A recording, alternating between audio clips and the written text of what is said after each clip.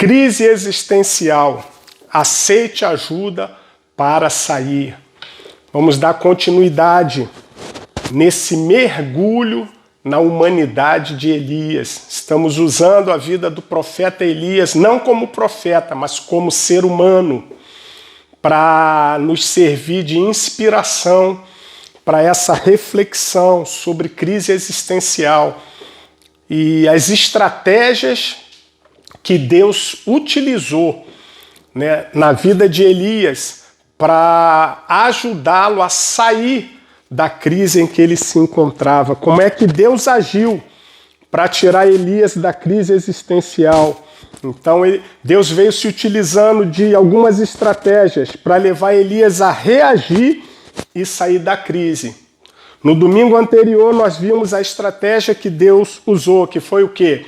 Enviar ajuda. Mas o que aconteceu com Elias depois de ter recebido ajuda? É isso que nós vamos estar vendo hoje, né? Deus enviou ajuda, Elias retomou o seu caminho, mas o que aconteceu efetivamente com Elias? A Bíblia vai dizer que o anjo, né, do Senhor por 2 vezes dá um alimento para Elias. E nessa segunda vez que o anjo dá o alimento para Elias, 1 Reis 19, 7, vai dizer assim: e o anjo do Senhor tornou segunda vez e o tocou e disse: levanta e come, porque te será muito longo o caminho.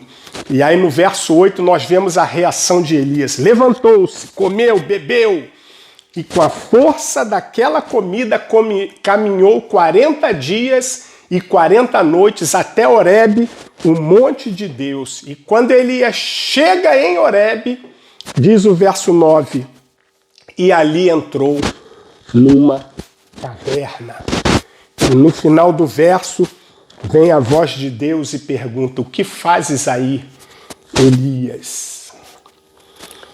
Esse momento é um momento que pode ser muito semelhante ao que muitas pessoas vivem.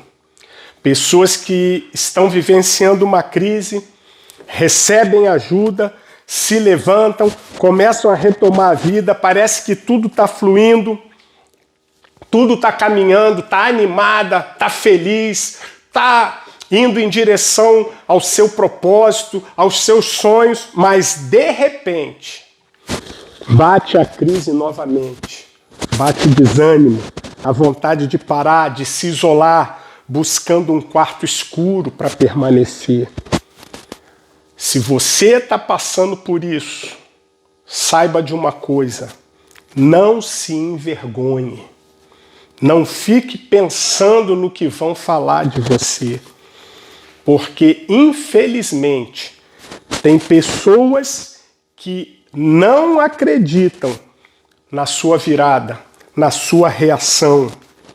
E o que essas pessoas costumam falar é: talvez você já tenha ouvido isso, já esperava por isso, sabia que ia entrar em crise novamente, é sempre assim, sempre a mesma coisa. Você por acaso já ouviu isso? Ou conhece alguém que está constantemente nesse ciclo? Saiba, tem muita gente, você não é o privilegiado, não é o único ou a única. Tem muita gente que já foi alvo desse tipo de pensamento e de comentário, porque as pessoas só olham o momento em que você está passando. Mas deixa eu te dar uma notícia, uma boa notícia, uma poderosa notícia. Deus não vê como o ser humano vê. Deus tem um olhar futurista a seu respeito, a nosso respeito. As pessoas nos olham pelo que somos, mas Deus nos vê como Ele nos projetou para ser.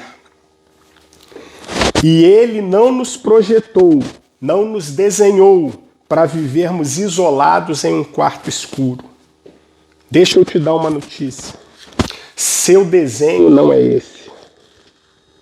Seu lugar não é a caverna, não é a escuridão emocional.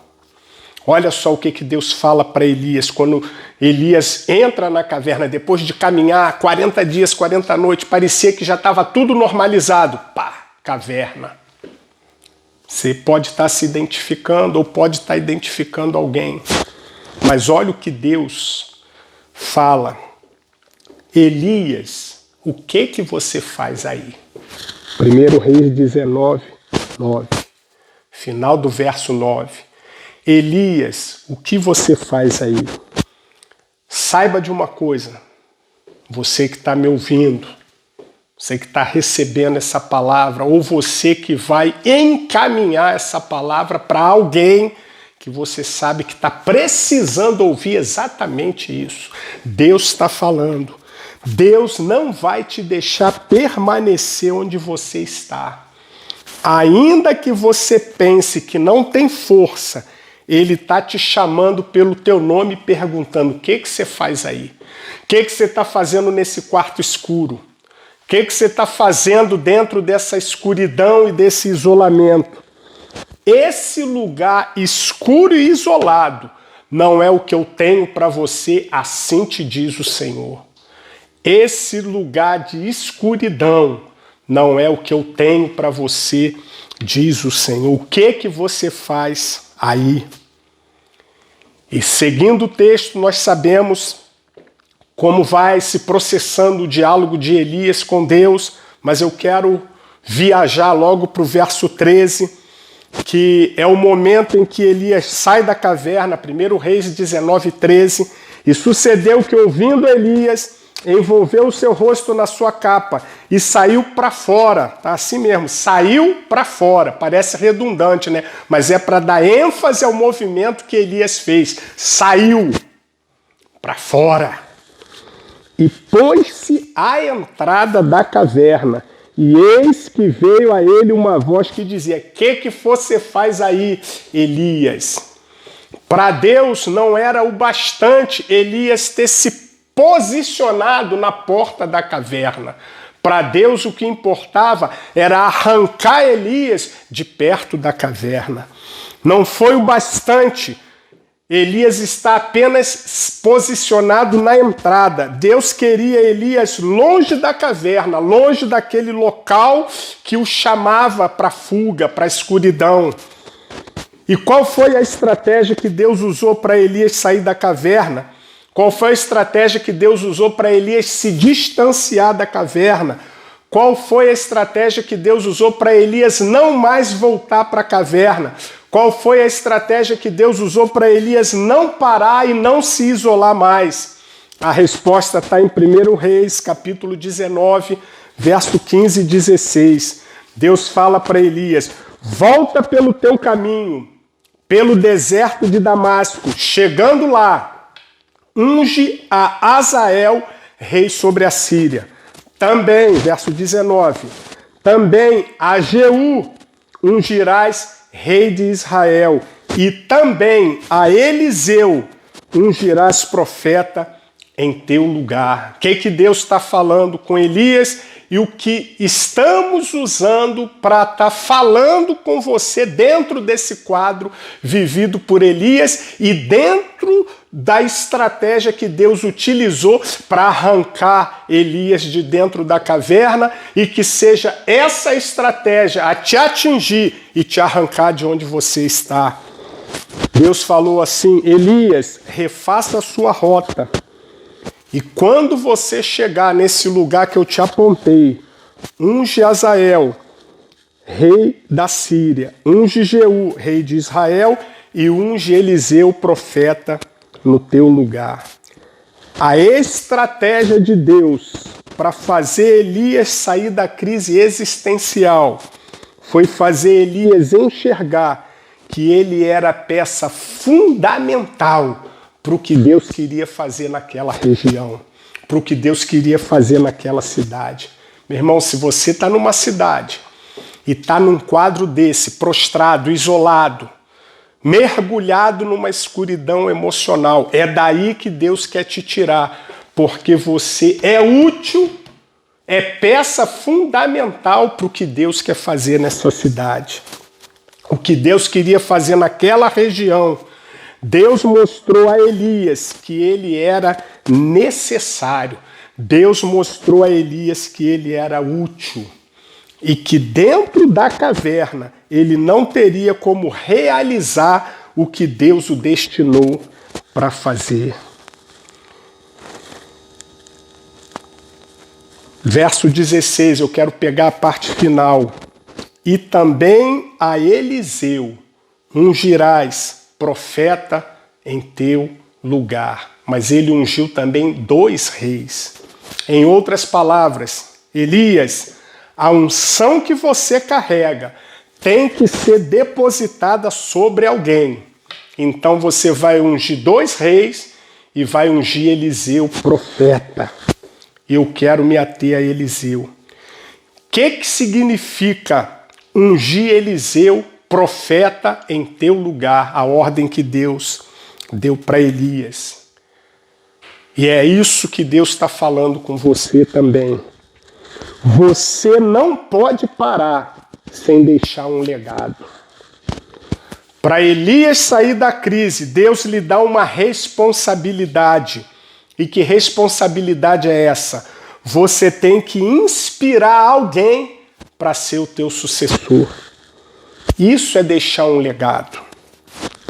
Deixar um legado implica em inspirar alguém a querer dar continuidade ao que Deus me incumbiu de fazer.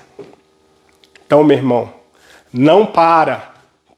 Alguém precisa ser preparado para dar continuidade ao que Deus mandou você fazer. É por isso que tem muita gente que um dia foi potente nas mãos de Deus e hoje vive enclausurado dentro de um sistema que não foi o que Deus lhe chamou para ser e fazer. Alguém não quer deixar você preparar um sucessor. Olha o que Deus te fala hoje. Você é portador de uma unção para inspirar alguém. Deus te tira da caverna agora. Deus te tira da caverna hoje. Você vai inspirar alguém para te suceder. Deixar um legado é o seu nome se perpetuar por gerações. Deixar um legado é você não estar mais aqui, mas o teu nome continua sendo mencionado. Porque o seu legado trata daquilo de que você é lembrado. E aí vamos viajar, 2 Reis, capítulo 3, verso 11. Rei Josafá está precisando consultar um profeta. E aí ele fala assim, não há aqui algum profeta do Senhor para que consultemos o Senhor por ele? Aí o servo do rei fala, aqui está Eliseu, filho de Safate, que derramava água nas mãos de Elias. Quem foi Eliseu? Aquele a quem Elias preparou para lhe suceder. Mas o que deu credibilidade a Eliseu perante o rei? Esse aí é que derramava água nas mãos de Elias. Entre o dia que Eliseu aceitou o chamado para seguir Elias, para ser preparado por Elias, para ser transicionado para o lugar de Elias com aquela unção profética, até Eliseu começar efetivamente o seu ministério, se passaram aproximadamente 8 anos. Eliseu tornou-se um servo próximo de Elias. Eliseu serviu a Elias até que Elias fosse levado para o céu num redemoinho ou numa carruagem de fogo. Durante todos esses anos, presta atenção, lê a história e você vai perceber isso. Durante todos esses anos, não se menciona o nome de Eliseu. Somente quando chega próximo da tomada de Elias para ser elevado aos céus, Aí Eliseu entra em cena. Mas o que estamos falando aqui é de alguém que deixou um legado profético. Estamos falando de alguém que no início do capítulo 19 estava pedindo para morrer. E depois insistiu em estar em uma caverna. Só que a reação de Elias não mudou somente a vida de Elias, mas mudou a vida de Eliseu. Uau! A reação de Elias, a sua reação, não vai mudar só a sua história, mas também vai mudar a história de quem se aproximar de você. A reação de Elias não mudou somente a história de Elias, mas mudou a história de Eliseu. Com a mudança na vida de Eliseu, a nação continuou a ter uma voz profética. Então, meu irmão, minha irmã, saiba de uma coisa. A sua reação pode mudar não só a sua história, mas também vai mudar a história de alguém que comece a se aproximar de você. Percebeu a pergunta feita pelo rei? Tem algum profeta do Senhor? Olha a resposta. Tem Eliseu, que derramava água nas mãos de Elias.